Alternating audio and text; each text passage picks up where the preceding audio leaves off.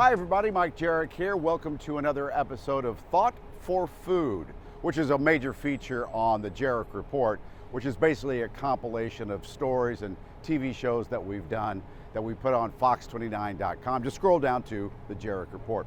Okay, back to Thought for Food, this show. It's an opportunity for all of us to get to know the top chefs and restaurateurs in the vibrant restaurant scene here in the Delaware Valley. Well, featured this time is Chef Jennifer Zavala.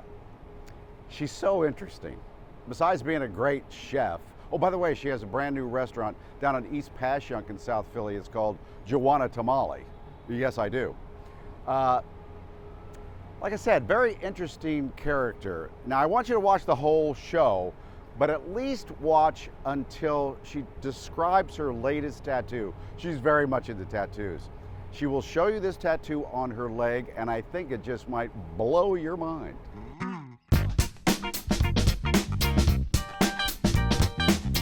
Well, I'm glad you joined us for what I think is going to be a very interesting Thought for Food. I'm in South Philadelphia, down on East Passyunk. And Jennifer Zavala, chef, thank you for having me in. Thanks for coming. This is going to be so interesting on so many levels because this is a raw space that you're turning into a restaurant. Yes. And what are you calling it? Juana Tamale. Because you're famous for your tamales, there's no question about it. And that's your nickname is Juana? So my dad... Because you're Jennifer. I'm Jennifer, right. That doesn't sound so Latin. So my dad calls me Juana. Let's brag about you a little bit. Name some of the places that you've been a chef over the years. Okay. This could take a while. Well, I opened El Camino Real. I was the opening chef for that. Northern Liberties. Northern Liberties. Okay. I was sous chef at Sochi, which is in Head House. Head House, great guacamole. Mm-hmm. Amada, Jose Garces. Old City. Mm-hmm. Interstate Draft House. Where's that? Fishtown. Oh, Fishtown. Mm-hmm. Yep. Farmer's Cabinet. I don't know where that one. That was, that was an interesting one. That was on 11th and Chestnut. Okay. Matt Schwartz. Okay, yeah. He had a couple places and then the feds shut them down. And let's see where else. Oh, Underground Arts, but that's still... Underground Arts, Underground Callow Arts. Hill. Mm-hmm. That's an interesting space. Yeah. So now you're going to do it yourself. Going legit. Yeah, well, you had the van, and you still do. I still have my van. Would that be a food truck? Never. Never? Never. Never? Never. Did you ever have a permanent location for it? The van? I parked under 95. I just would really kind of pop up wherever. I didn't have like a set place, but I like to stay in South Philly because I feel like leaving any area, you have to get a connecting flight. It really was a van down by the river. Yeah. With great food. All right, let's again talk about where we are. We're at 1941 East Passyunk Avenue, half a block in from Broad Street. Yeah. Right at the entrance of... Well, I love the paint color. Thank you. What are you looking for here? So, you know, I have a lot of interesting friends, as one would assume, and a really good friend of mine does a lot of events and stuff at FDR Park, the skate park. Yeah. Which is also under 95. Right. Down by the river. So she is one of the only few women, there's like another girl that's on like the board of the FDR skate park. She is an artist and she does a lot of really great stuff, and she built this bar there for an event, all-female skate competition. And, you know, I am not an interior designer, I'm a chef, I don't know anything about this stuff, and I reached out to her and was like, hey, would you be interested in helping me turn this space into something that's me? And it's, hey! Some might say, are you crazy opening a restaurant in a pandemic? Even though supposedly we're on the back end of it, right. But are we? That kind of thing. I'm crazy. I'm crazy. Yeah. Well, you might be. I am. I mean, I'm crazy. I accept it. Obviously, I mean, look at her. She looks like she would have grown up in Billings, Montana. Did you? I did. I was born in Billings, Montana. Okay. But my family moved to Connecticut when I was younger. So I was born in Billings, but I'm really... How did you end up from Billings, Montana to Connecticut? Yes. Connecticut. I think my family was in witness protection or something. They were running from the law. No, no. My dad had family in New Jersey, and so he picked Connecticut. I don't, I'm not particularly sure why. But then you went to North Carolina. Yep, I left. I was able to travel with a few bands during my time and do some catering. I landed in Wilmington, North Carolina. I worked. What were you doing with the band? Are you a singer? No, I can't sing. Nothing. No. I like to think of myself as a muse, but I was lead caterer. I did food stuff, so Well, a lot of punk rock bands have lead caterers. Right. I think AC/DC has that. They do, yeah, sure.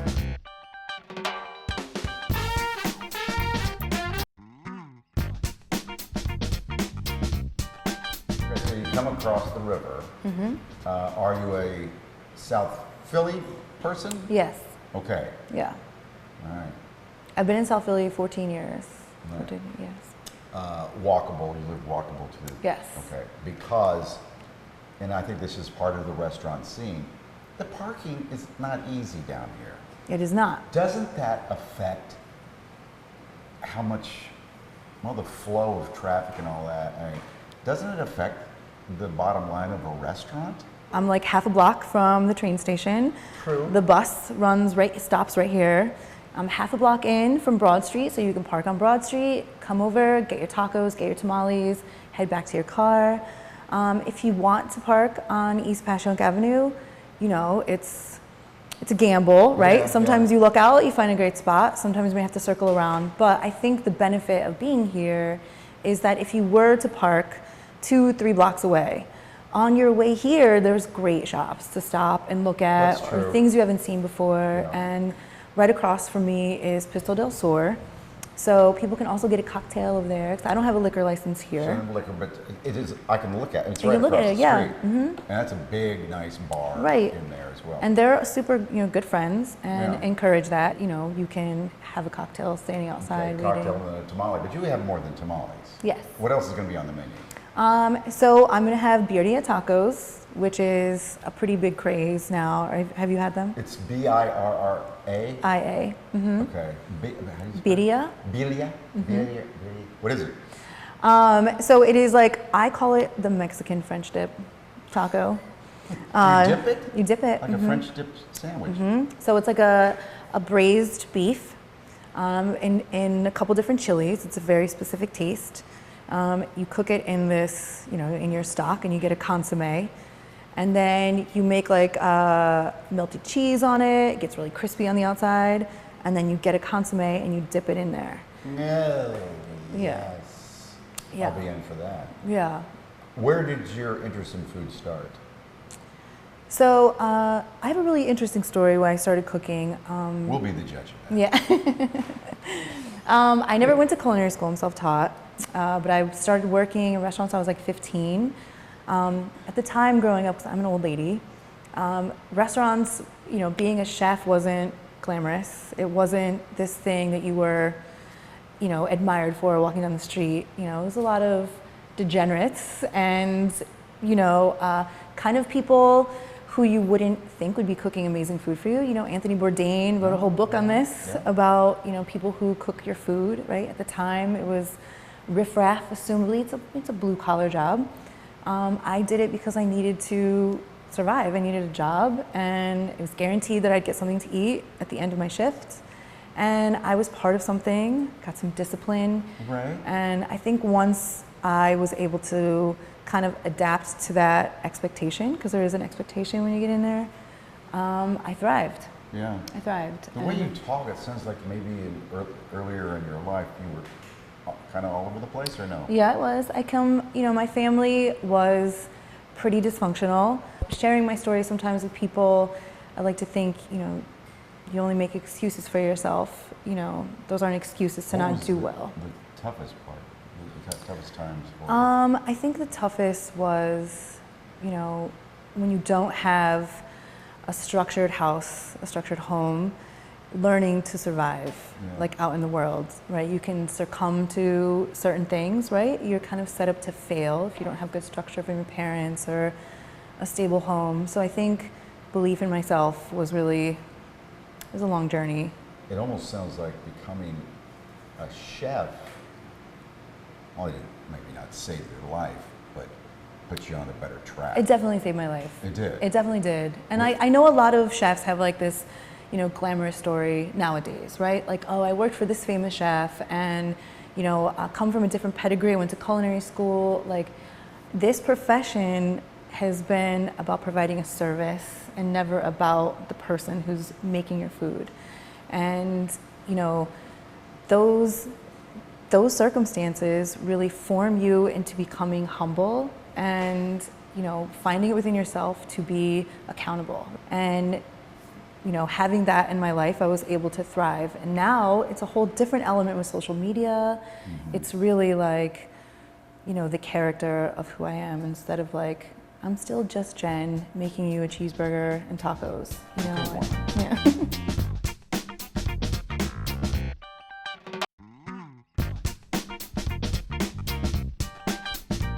So, you're married to Chris. I am married, yeah. And have a couple of children. We do, yeah. It sounds like you're a great mom. I am a great mom. I am a great mom.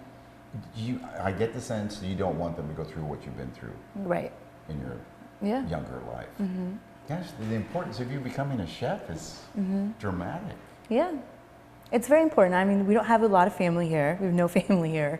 It's just me and Chris.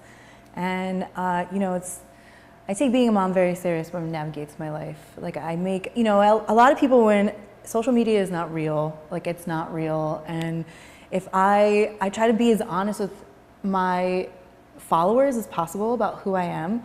So when you see me in public, you don't have a different expectation. You know, I will let you down 100%. So I know it's just, I try to be real, but also keeping in mind my kids are watching. My son is 15, you know, he watches everything I do, and even though I think half the time he's not paying attention, he is, and it's. What's he think of you? Is he proud of you? Very much, yeah. Yeah, absolutely proud of me. Should be. Yeah. Oh shoot! I just noticed you have a tattoo.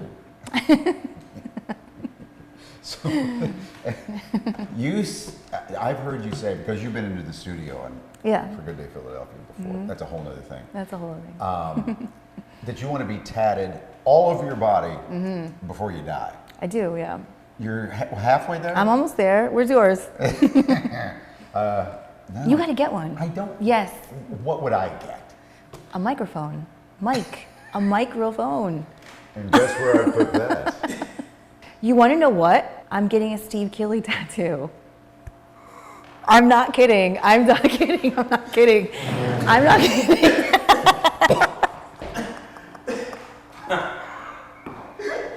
I'm not kidding because I really am.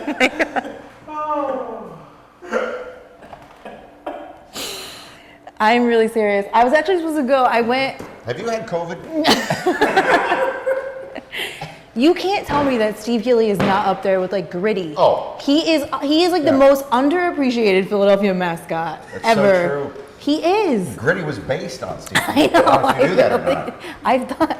I've heard that. Wow. I've Ben heard Franklin, William Penn, Steve Keeley. Yeah. So where I hesitate to ask. On my leg. Right here to right here. On the inner thigh? On my No, where? Right here. Oh, my ankle. As he's as tall as he is, life size. 22. It's a life size. Right along the side. It's a life size. Will you please start it live on our air? Yeah, you want me to? Is this great, Mike? Please. I love it. That's a great idea. That's great TV. That's great. So I got the hands and everything with the finger through the thing. Workout stuff. Yeah. And his like combat boots with a little platform. Oh my God. Now you're bold. You got it on your neck too. I do, yeah. So eventually you want to cover your face. So now my whole, like probably from here to back. And what will that be? Me? Yeah, you're next. Yeah, sure. Do you have anything in mind for your face? Because that's a commitment. It's a commitment. I do, you know, like some lace going here, but yeah. Oh, girly. We get old, you know, and I don't like. I can't. I'm trying to like, you know, still remain edgy when I'm like older. So yeah.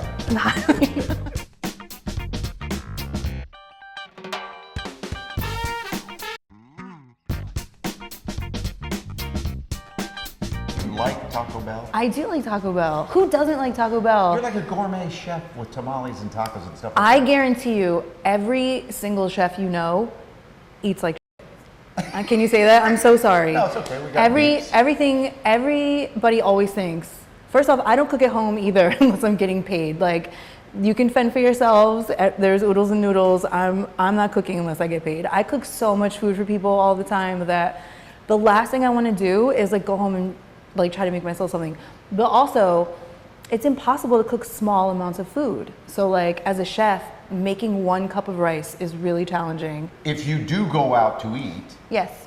where would you go? So my favorite place right now is Rivers Twice. Have you been there? Just down the road. Oh here. my God, it is so good. Yeah. Yes. That is like if I'm feeling extra fancy, but I don't eat like that all the time. So I like to go to this taco spot, which is at like 9th and McKean. He has probably the best tacos in the city, and I don't know, I love it. Is it a place or a truck? Or... It's a truck outside of this place called El Mariachi. Okay. His hours are kind of all over the place, I'll try that. but when you can get it, it's phenomenal. Yeah. I wrote down Citgo. What is that story? It's a gas station. It was my first job. Oh my gosh, like how far in did you go? I got you back as a fetus. Oh my God.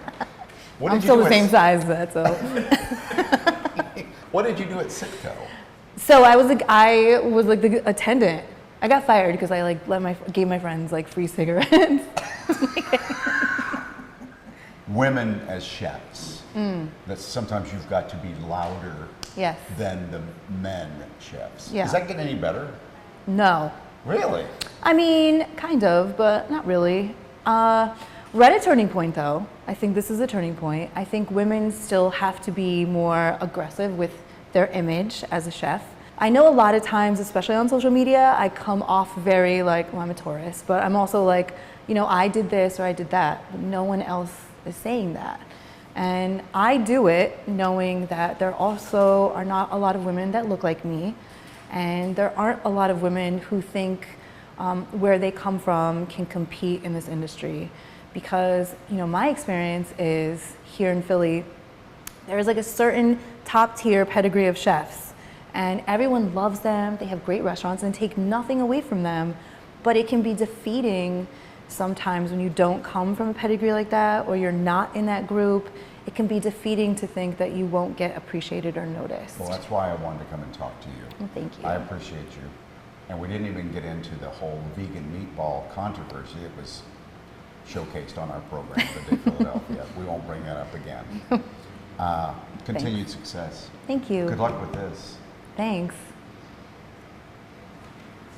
She's getting a Steve Keeley tattoo.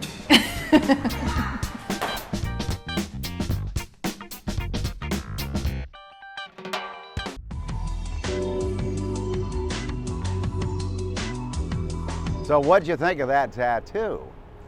By the way, I want to remind you that her brand new restaurant is Juana Tamale, and it's on East Passyunk, just off of Broad Street there in South Philadelphia.